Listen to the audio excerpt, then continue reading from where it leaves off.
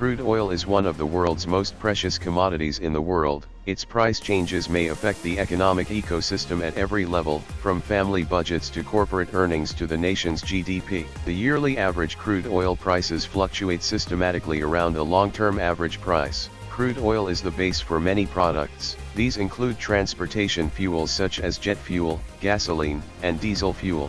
They also include fuel oils used for both heating and electricity generation.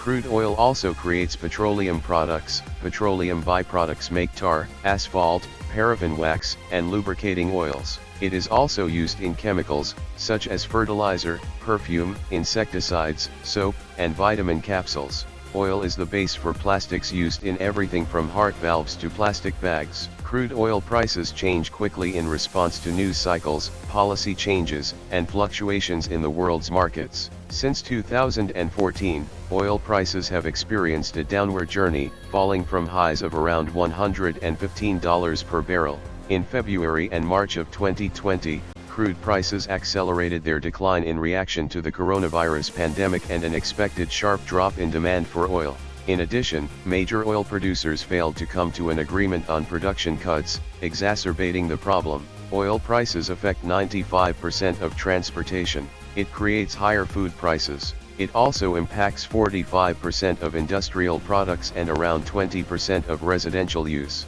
As a result, higher oil prices increase the cost of everything you buy, creating inflation.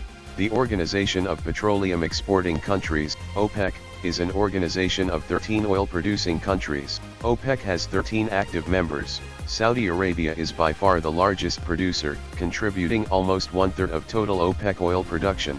It is the only member that produces enough on its own materially impacts the world's supply. For this reason, it has more authority and influence than other countries. In 2019, 79.1% of the world's oil reserves were located in OPEC member countries. OPEC's decisions have a significant impact on future oil prices. Many non-OPEC members also voluntarily adjust their oil production in response to OPEC's decisions. These cooperating non-OPEC members are Mexico, Norway, Oman, and Russia. OPEC's goal is to keep prices stable. It wants to make sure its members get a reasonable price for their oil.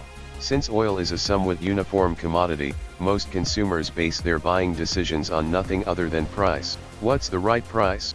OPEC has traditionally said it was between $70 and $80 per barrel. If prices drop below that target, OPEC members agree to restrict supply to push prices higher.